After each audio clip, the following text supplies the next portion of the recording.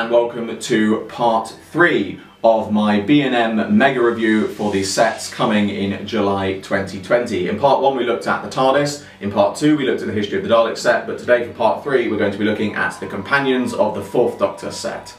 So here is the companions of the 4th Doctor set. I have to say, of all the sets of this year's range, this is the one that I've probably been looking forward to the most, because Romana, you know, it's fantastic to see her finally as a figure. Not to outdo Sarah Jane, but Romana is the ones that I've been looking forward to the most. So obviously very nicely presented box. It's presented as fairly standard as the companions boxes have been before, so there's not a huge amount to say about the box itself, so let's get into looking at the figures one by one.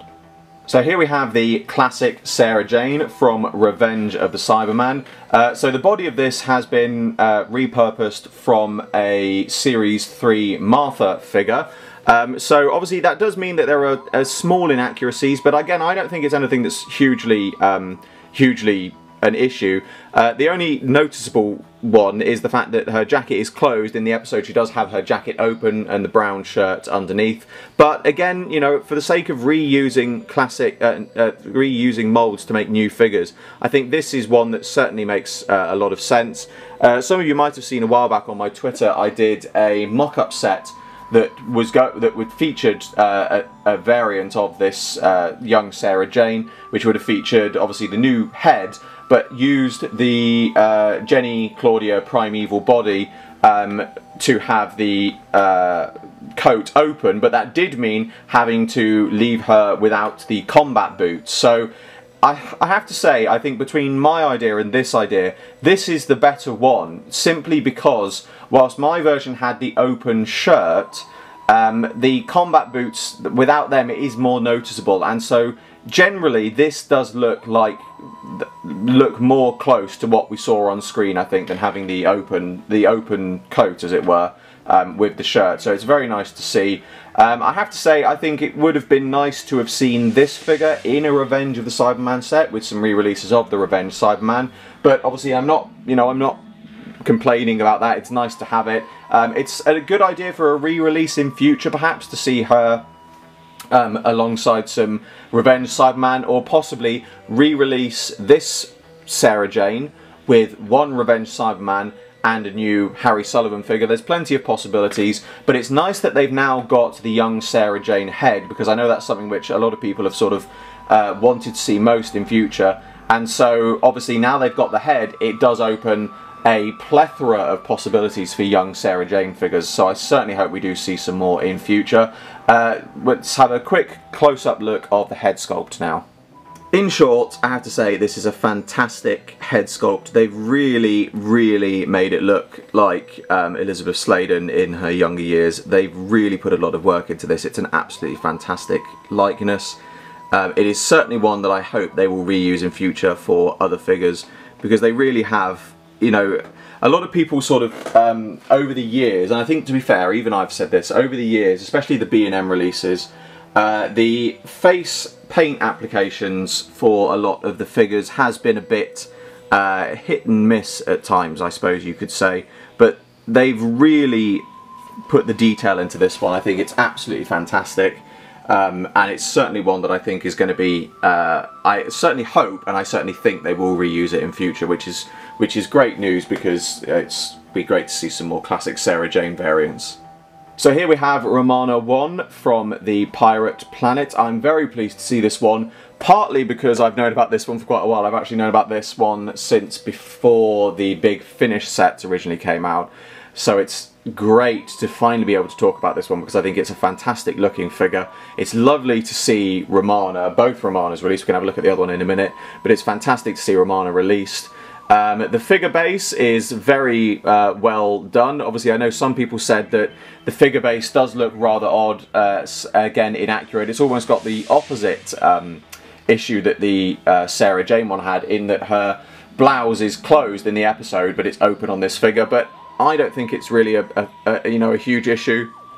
I think it looks fantastic. It's great to have a likeness of Mary Tam as as Romana, and it's interesting to note as well that this is actually the same Claudia Brown Jenny Primeval figure base that they used for Yaz. So I think it is a true testament to that this reusing of figure bases really does work, because unless you really look at them, it's very easy not to notice that they're the same figure base. It really does. It really does look great and can be used for so many different guises.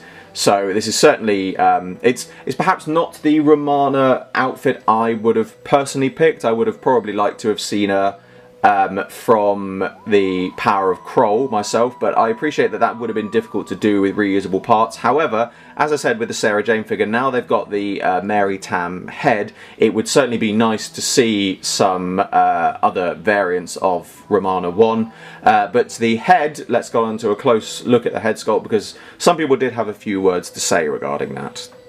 So yeah, some people have made a point of saying that this doesn't look particularly like Mary Tam, and I can kind of see where they are going with that. But I have to say, as a likeness, I don't think it's as bad as some people are making out. I think it does look bear a resemblance to her, and I think, you know, for the sake of getting a classic Romana 1 Mary Tam figure, you know, a little thing like a slightly inaccurate looking head sculpt is a sacrifice worth making, because at the end of the day I think it looks close enough to her to be used on the figure. I certainly hope it's one that they will use in future, and I really do think it's a great likeness. But the nice thing about it as well is, for customizers, the head is nondescript enough as well to be used perhaps for other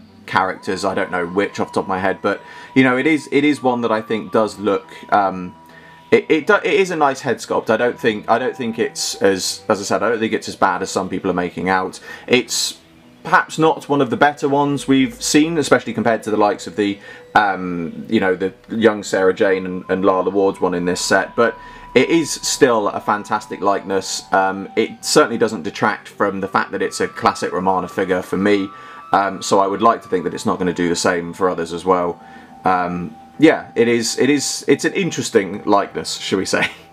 And lastly in this set we have here Romana 2, played by Lala Ward, from Destiny of the Daleks. This is a fantastic looking figure. This is certainly one that I never thought we'd see. I think this is the iconic Romana outfit, so it's fantastic to see this as a figure. I do have a couple of little cons about this figure, which I'll go into in a minute. But it's fantastic design. Obviously we've got the new head sculpt. Underneath it is a Sarah Jane body base, and the scarf itself, now I thought the scarf was actually reused from a 4th Doctor, but I have here the 4th Doctor scarf from the season 18, and you can see they are noticeably different. So this is actually a completely new accessory, so that's an added bonus to see.